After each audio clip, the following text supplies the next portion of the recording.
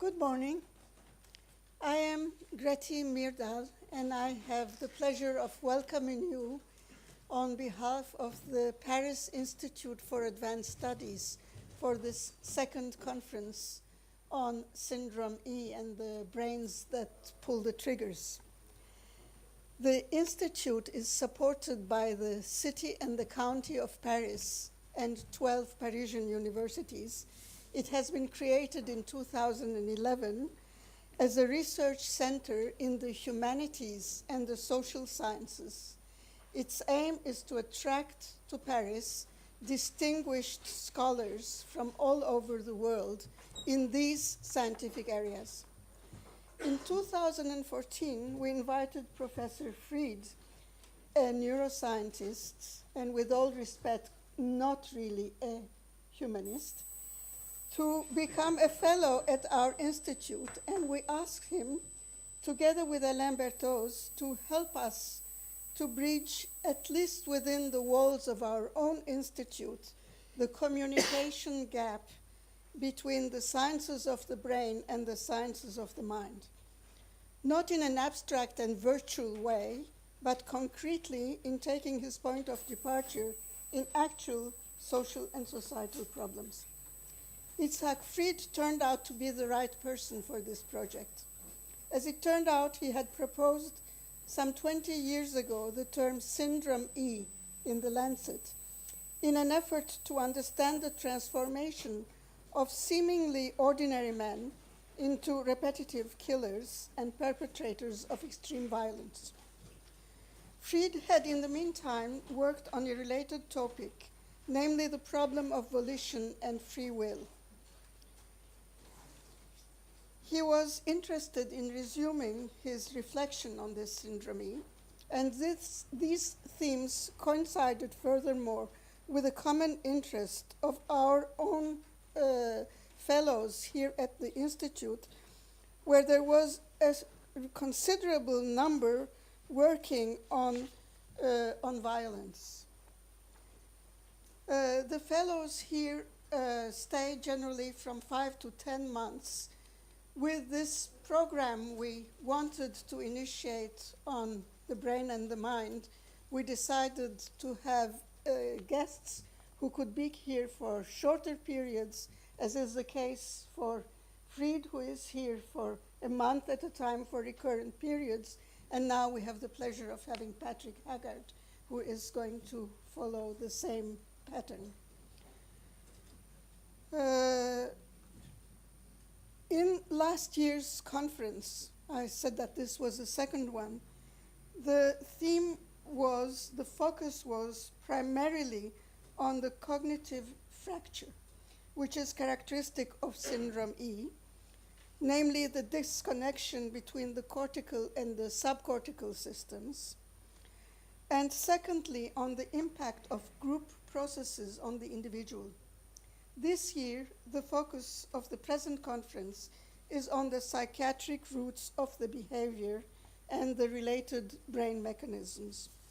We, that's to say Itzhak Fried, Alain Berthoz, and I, have prepared the program of this conference in full awareness of the difficulties we will face during these 2 days. And we would like to thank all of you speakers to have accepted to participate to this conference and face these difficulties together with us. Alain Berthoz and Itzhak Fried will respectively present the challenges of the project from their own perspective. For me as a psychologist, and I believe that I'm also voicing the concern of my colleagues in the humanities and social sciences, the two main risks related to the concept of Syndrome E are, one, the risk of the medicalization of violence, and two, the risk of reducing a complex biopsychosocial condition to biological causation. These concerns will be addressed throughout the 2 days, but especially this afternoon regarding medicalization. The word syndrome leads naturally to an association with a medical disorder or disease. Bluntly put, the question is whether Syndrome E is destined to become a psychiatric diagnosis in the next revision of DSM-5. In other words, are men like Breivik or Koulibaly mentally ill or not? The question is not rhetorical. As Åsne Sejersted will discuss it this afternoon, it has played an essential role in Breivik's trial. Presently, deviant behavior, be it religious, political, or sexual, is not diagnosed as a psychiatric disorder in the DSM unless it can be shown to be a dysfunction at the individual level. The question then is whether the symptoms of Syndrome E, obsessive ideation, compulsive repetition, rapid desensitization to violence, diminished affective reactivity, hyperarousal, and group contagion, are sufficient to warrant a psychiatric diagnosis. Richard Reichmann, among others, will approach the problem in his talk. Regarding the second risk, reductionism, the criticism addressed mainly by the humanities and social science community toward brain scientists is in its essence a question of causation. If the neuroscientists said that the cause of terror and violence is a cognitive fracture between cortical and subcortical systems, that the cause of the crooked thought should be looked after in the crooked molecule in the brain, they would indeed be hopelessly reductionistic. This is not what they're saying. Pointing at possible biological dysfunctions in relation to psychological or social phenomena, as in the case of Syndrome E, does not imply that these cause the disorder. Syndrome X, also called metabolic syndrome, could maybe be used as an example. Syndrome X is not a disease in itself. It designates a group of risk factors comprising high blood pressure, high blood sugar, unhealthy cholesterol level, and abdominal fat. Any of these factors is dangerous, but when combined, they increase the risk of a series of dysfunctions. The interesting thing in our context about Syndrome X is that although the risk factors may be biological, the disease can be prevented through psychological and social intervention. So I think that the idea behind the neurological approach to Syndrome E is that it can open the way to preventive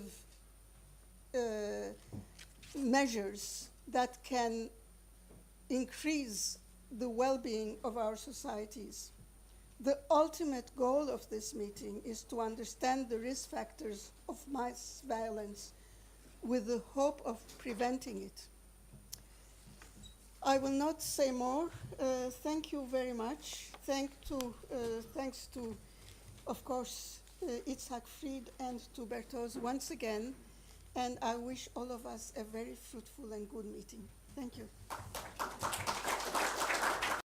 I just actually want to take 1 minute to thank Professor Myrdal for giving us the opportunity to hold this, what is actually the third meeting. We had the first one with only 10 people, just to following the challenge that Itzhak brought to us at least 4 years ago, I think.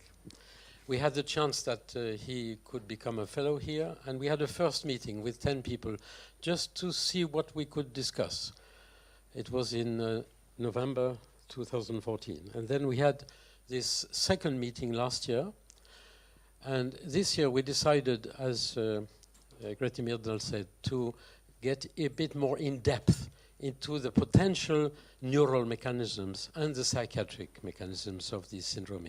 Of course, we do know, all of us, that this will not cover the whole field, and we may still have 1 more year or something to speak about other things. And this is why, for instance, we have in the audience a guest who is a professor in human rights, because Jean-Paul Costa, the president of the European Council of Human Rights, could not come. And we may discuss also in this meeting the other dimensions that we may follow up in the next year. So thank you again, Greti, and thank you, Itzhak, for challenging us and allowing us in the spirit of the Institute of Advanced Studies, where we are free to say things that we believe, but maybe we cannot prove, to have given us a chance to discuss that.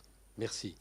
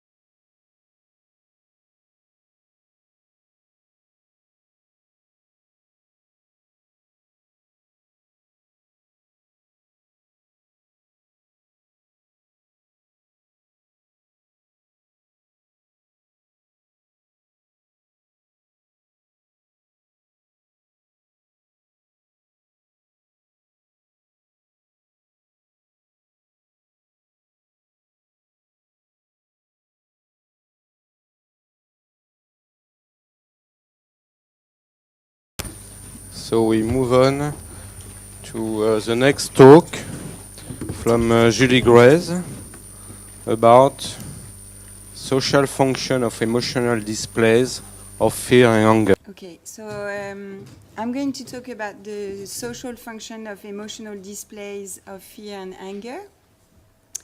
And just to start, I'm not a social psychologist, I'm a neuroscientist, so of course we're going to change scale and different scales. The first one is the time. I mean, when I heard Bernard yesterday talking about days, weeks, and months, I was thinking, ooh, what am I going to say to those guys if I'm talking about something that happened in the first second in the brain of people when they perceive other people expressing fear and anger. So that's the first shift in scale, so time. And then also, you know, I'm not working with this technique. It's very difficult to study collective emotion per se. So I hope what I'm going to present you is going to tell you something about the mechanism that already happens between two persons. And we can try to understand how maybe it can go to more group events. So the background I'm taking is a evolutionary framework whereby emotional display have a communicative function. So we know that emotion and emotional expression have an intrapersonal function. They're going to help us. For example, fear is we are going to have widened and open eyes. Same for the nose. So you're going to increase the intake you have from the words, but we also have they also have a communicative function, and I would like to talk about this today. So what we know is that they're going to communicate important information to others, and the goal is to influence other people's motor behavior. And so if we take this as a start, we could hypothesize that they have co-evolved with the action in the recipients. So the idea is that while one person is going to send the signals, the recipient of that signals is going to, one, decode this relevant information, but more importantly, is going to use this information to adapt his own behavior. And this is something we propose with Guillaume and Pierre Jacob in a recent paper. So what is the information that is available in the environment as an observer? So we have the emotional expression displayed by another person, but this emotional expression is rarely on its own. It's embedded in a context, whether the context is the body of this person or even the scene in which it's expressed. And today I'm going to concentrate mainly on gaze, and in a way I thank John this morning for his talk because he already introduced self-relevance at a quite high level in terms of identity, self-identification with others. And here I would like to see whether, you know, how the context is going to impact how self-relevant an emotional display is for the observer and how it's going to impact on how he processes that emotional expression. So what we know is that the body is already a context of emotional display, and if you look here on top at the facial expression on its own, it's not going to tell you enough information to understand whether that person is losing or winning. It's the help of the body expression that is going to, in a way, make the expression less ambiguous. So context is going to help us to disambiguate the emotional expression, but also it can change the meaning of the same expression. And we know that about gaze direction, for example. So we know that certain combination of gaze and emotional expression are going to take different meaning or are going to be more or less relevant, although we need to talk about relevance one day because it may be a loose concept. But what we know is that, for example, here, so let me take this maybe.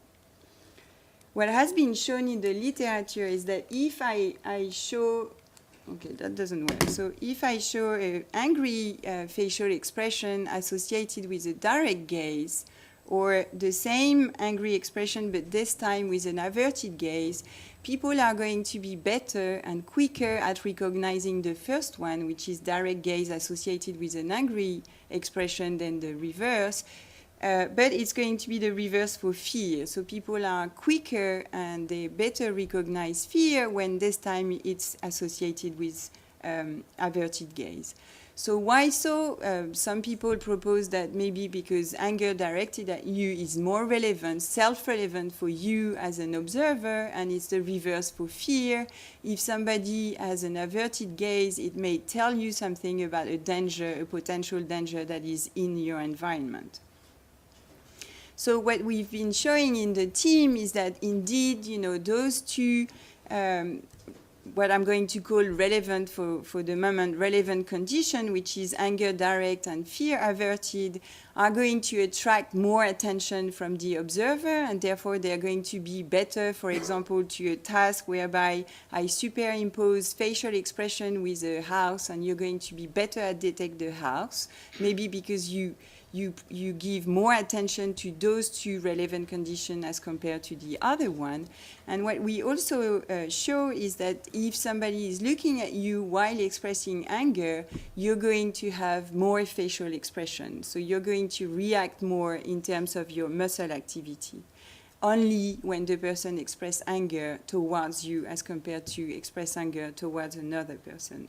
So there is something here about, the relevance of this combination of emotional expression and direction of the gaze or of the body towards the observer.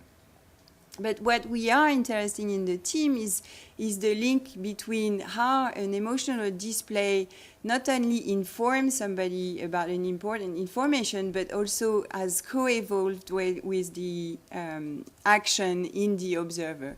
So the fact that it's going to force you to adapt your behavior and also prepare a motor response.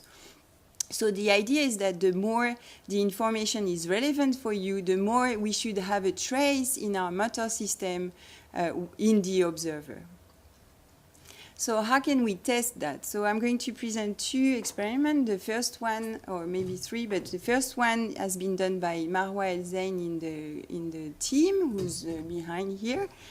And we did a very simple categorization task whereby we presented to people emotions, so anger and fear, associated with a direct or an averted gaze. And again, the idea is that we're going to play with the relevance by doing this different combination. And people see the faces for a very short period of time, 250 milliseconds, and they have to tell us, is it fear or is it anger? And the first thing is that we replicate the literature by showing that the most relevant conditions are the ones that are better categorized. So anger direct and fear averted are better categorized than the other two combinations. But this is not enough to tell us about what's going on in the brain. So what we did is we recorded the EEG, so the electric response over the scalp of the people while they were doing this task. And this is a bit of method, but what you have to know is that we do not show only those four figures, but we show a morph each time for each expression. So it's going from neutral to anger or neutral to fear in 7 different steps to have a bit of ambiguity in our face, and we change the gaze, sorry. And what we look in the brain is not just the response of the electrodes to those situations, but we look at the correlation between how strong is the emotional display and the electrode response.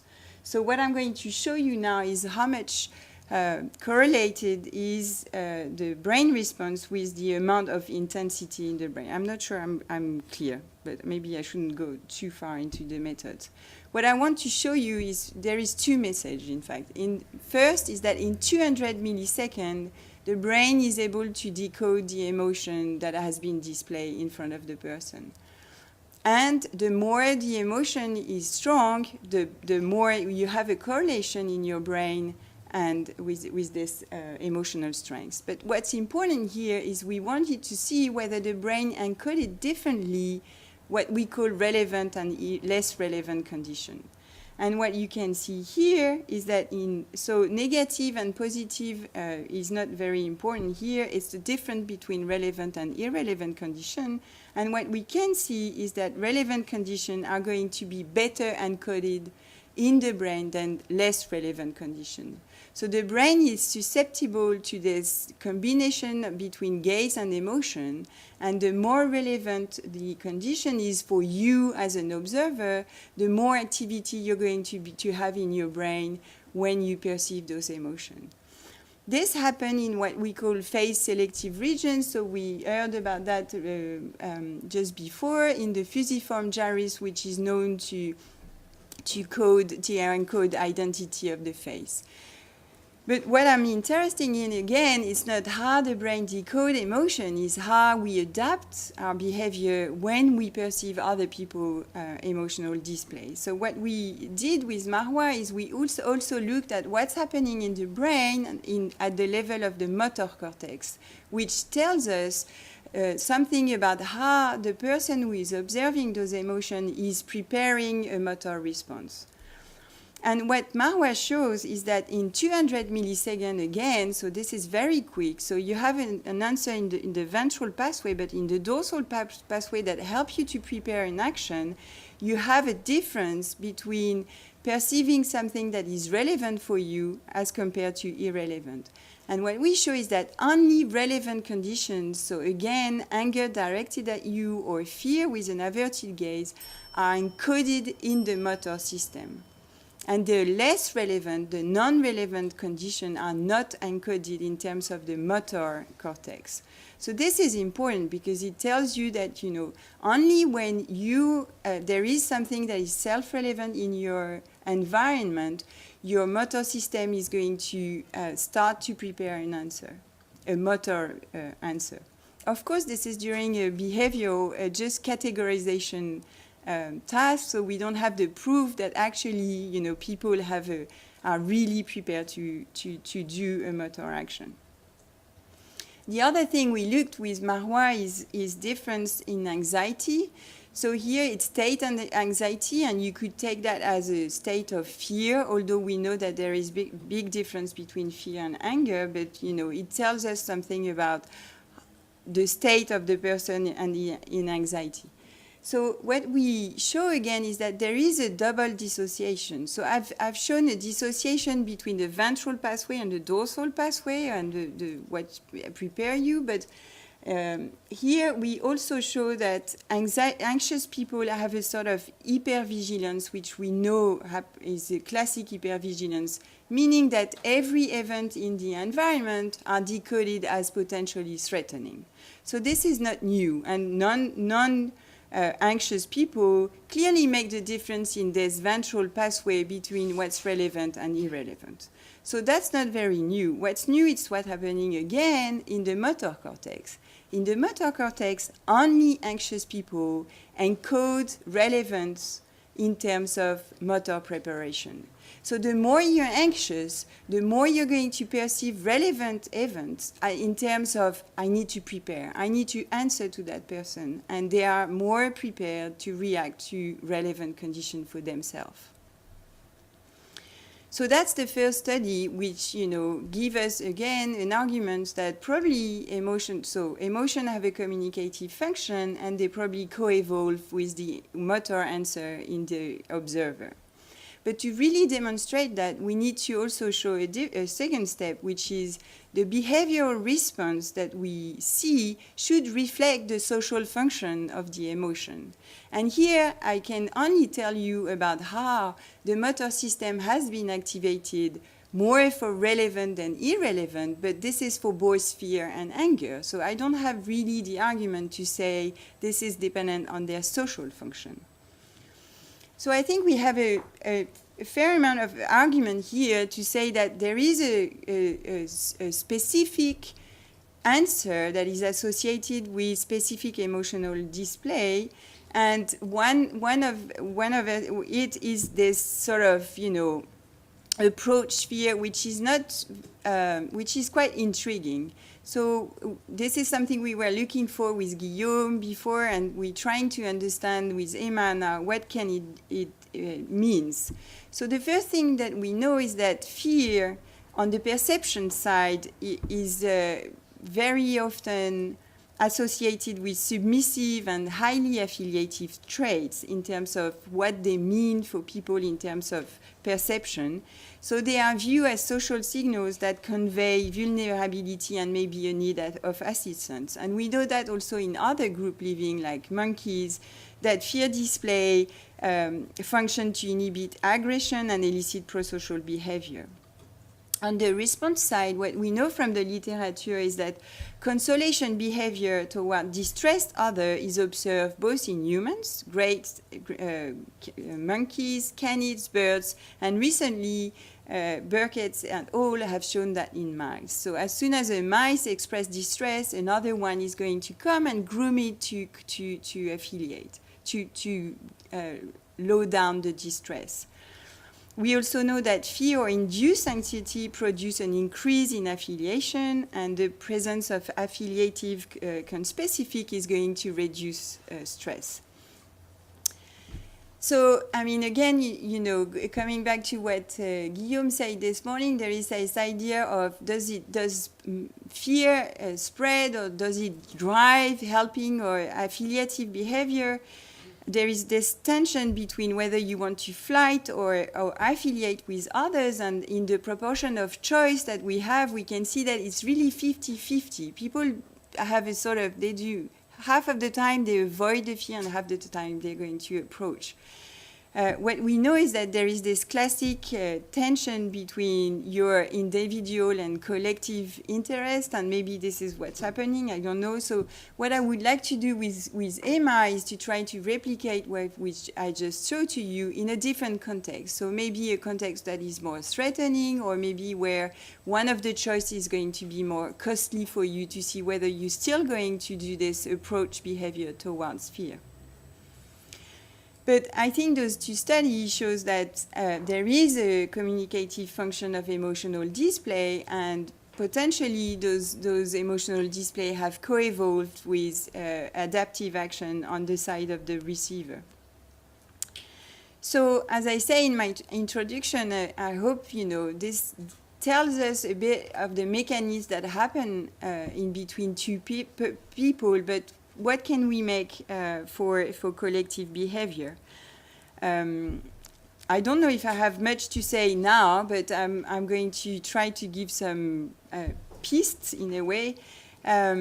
There is something that I really like in the literature is this idea, and Laurence talked about that yesterday already, this idea that we co-represent action space of others. So not only I have a map of my own action available all the time in my brain, but as soon as somebody is around me in my peripersonal space, I'm going to take into account other people's potential action. But what's interesting in regards with what John said this morning is that, you know, it's going to depend on my identification with others. And there is a recent paper showing that it doesn't work for out-group members. So you're not going to take into account other people's potential action if they are from your out-group. And I think it's a very nice study that goes, you know, make a link between what we are doing at a dyadic level, but taking into account this sort of self-identification to a group. The other thing I want to tell is that Guillaume, during his PhD, did a very nice study whereby he looked at facial EMG, so how your muscle reacts to other people's emotional display. But his goal was to go beyond diets and show that there can be a transmission of emotion beyond diets. So he built a paradigm whereby C look at B, who look at A, but C has never access to A at any point. And what he shows is that if you record what's happening in C in terms of his facial expression, there is a transmission of emotion from A to B to C. So even though it's not explicit, if then you ask people to judge what's happening in B, they can't really say what's happening, but it's still enough to be transmitted in C. But we don't know what happened, what's the influence of self-relevance or self-identification of group membership on that kind of transmission, and it would be nice to have the same experiment between in-group and out-groups. And the last thing I would like to say is I discovered a bunch of papers that I found very interesting. It's not about being a crowd, but it's about seeing a crowd. And Sweeney and colleagues have done a number of experiments that are very interesting, whereby he shows that you're very good at detecting and in a way averaging what's happening in a crowd. So what he shows is that if I show you this, you're almost quicker to determine the gaze direction of the crowd if there is many people than only one. You're also very good at detecting, having a sort of average image of the emotional display of all the crowd.